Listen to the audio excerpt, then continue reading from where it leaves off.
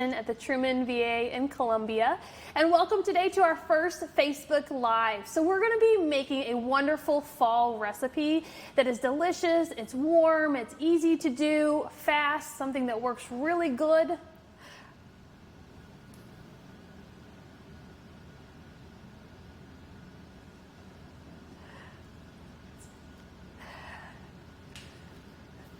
Hello everyone, good afternoon and welcome to our very first Facebook Live Healthy Teaching Kitchen afternoon session. So my name is Lindsay Kelling and I'm the Healthy Teaching Kitchen dietitian here. And today we're going to be making a very easy, quick, fun fall recipe that is a lentil stew. So this recipe is great for a weeknight, a weekend, doesn't take real long to make, and it can be made as a vegetarian option like we're going to do today.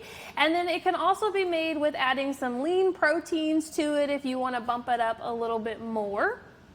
So for this recipe, we're going to start by chopping an onion. And we are going to start with our full whole onion, where we've just taken the outer part of the onion off. And then we're going to look at the different parts. So we're going to actually take our chef's knife and we're going to cut the top stem off. We want to leave the root attached because this helps hold the onion together whenever we're doing our next cuts. So we're going to take our chef's knife and making sure that we're holding this chef's knife correctly. We want to put our thumb on one side of the blade, our index finger on the other, and wrap our remaining fingers around the handle. This gives us a nice steady hold and prevents the knife from moving around too much where it could cut our fingers. So if you normally hold it back here, give yourself a couple of tries of using it this way and it's going to feel a lot more comfortable. So we're going to take our onion and we're going to make our first cut by cutting that stem off.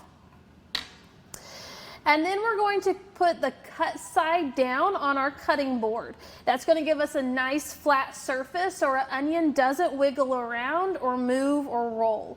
And we're going to take our chef's knife and we're going to cut down the center of this root. We're still leaving that root attached because it's going to help hold our onion together. Okay, so we're going to now take and put that onion on that last cut that we did. And we're going to take our knife and we are going to make cuts back to the root all the way around our onion, but not through that root, and we're just going to leave them attached. It will make the next cut that we do so much easier.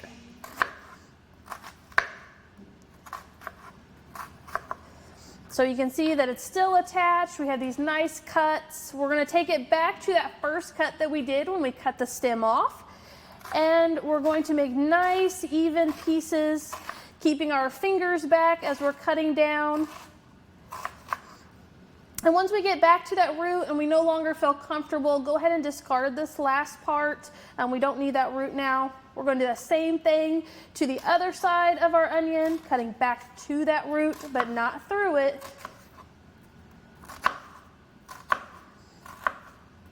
And then we're going to turn it back to that first cut and make our diced onion. So this recipe calls for one small diced onion. So we're going to use this full part and we're going to go ahead and throw it into our big pot. Now if you want to use a little bit of olive oil here, you can. If you're using the fresh vegetables like we're going to do today, they have a little bit of liquid already in them, and so you won't need to add a ton, or you can completely omit it, which will cut a little extra fat out of this recipe. So then we're going to add some minced garlic. If you want to mince it yourself, you can. We're going to add about 4 cloves of garlic. So we're going to get a really nice smell here in a minute. And then we're going to add some fresh vegetables that I've already chopped up. We're going to add some celery and carrots. It's going to be about 4 each. Now, if you don't want to cut up your fresh vegetables, that's okay. I would encourage you, if you're going to use a frozen vegetable instead, to wait to add those to the very end. So at the end of this recipe, we are going to add some frozen peas. So if you decide that you don't want to do these fresh vegetables, but you want to add more frozen, add those all at the very end at the same time. Okay, but if you have some extra vegetables, fresh ones that you have on hand that you need to use, go ahead and throw them in this recipe. You get tons of fiber, you get some folate, you get some vitamins and minerals. And then we're gonna turn this on, okay? And we're gonna let this simmer for about 3 to 4 minutes. We want those onions to start to soften. We want those carrots to just start to cook. We want those celery to start to get kind of that opaque look as well and soften. And then we're going to be adding some other ingredients. One of the things that we're using today that might not be quite as common is we're going to be using lentils. If you're familiar with lentils, wonderful. If not, I would encourage you to try them. They have a wonderful taste and texture that adds a lot of depth to a lot of recipes. So we're just using a standard, they're kind of a green-brown color. There's a lot of varieties out there. The main difference between these is going to be whether they are a split lentil or not. These are not, so they will add a little more texture to this recipe. If you get like a split red lentil, those are really, really good for dishes that you want to thicken the sauce. They add a little more thickness to it, okay? But we really want this one to add a little bit of texture and kind of that meaty texture that we would normally get from a traditional protein source. But these are great for fiber, they're great for protein, and they have a wonderful flavor to them. Now, if you wanted to add a lean protein beyond these lentils, this recipe works really well with a leftover baked chicken, or if you have a chicken sausage that you want to use, that would work really well in here. Both of those are going to have a little less saturated fat in them. All right, so our vegetables are starting to cook. We're starting to get that great aroma. Our onions are starting to get a little bit opaque and softened. So to this, we're going to start adding some of our seasonings.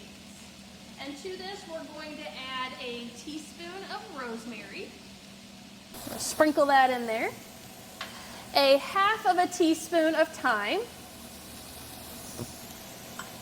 And then to add another flavor depth, we're going to add some Dijon mustard. And this just gives a little bit of a kick. It's not spicy, but it adds a really nice flavor to it. And we're going to add about 2 tablespoons. And then we're going to add just a little bit of salt in this recipe in the form of soy sauce. So this will have a little bit of salt. I would encourage you not to add too much extra to this recipe until you try it. Anytime we can help reduce that extra salt intake, especially if you have any congestive heart failure or fluid retention, reducing that extra sodium can help prevent some of that fluid accumulation. So we're going to toss that around with our vegetables, and then we're going to be adding 1 cup of our lentils. So we're going to go ahead and put that in there. We're going to add 6 cups of vegetable broth, and this is a lower sodium option. Again, kind of helping to reduce that extra salt intake. And then we're also going to add 4 potatoes that we've just taken the peel off and cubed, and we're going to add these to this. Now, if you're diabetic and want to reduce the carbohydrates in this recipe, you can definitely reduce the amount of potatoes that you put in this. They will add a little bit of thickness to the end of this recipe, so we want to keep a few in there. All right, so we're going to give that a light stir, and we're going to bring this to a boil. So you can kind of see it maybe in the picture. So we want those potatoes to really start to cook and soften. We want to give our lentils time to absorb some of those liquids that are in there and soften as well. It'll take about 15 to 20 minutes at this point for your stew to really start to be ready to move to the next step, okay? So we're gonna go ahead and shut this off for just a second. And I went ahead and prepared this recipe in another pot before this. so that we could kind of see that next step and what it looks like whenever our lentils are cooked and our potatoes have started to soften. So you can see that they've got a little more of a kind of light brown color to them. So our potatoes have softened. We're going to give them just a stir. And then if you have a potato masher, it would work really well. If you don't, you can use a slotted spoon. You can use a fork. You can use the back of your large spoon that you have. This one will just let the juice kind of go through it.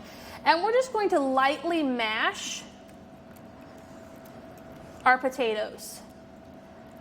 Now this won't break up your lentils too bad, so don't worry about mashing them. It's okay. We just want to kind of get those potatoes broken down a little bit more so it thickens our sauce and makes our stew a little heartier.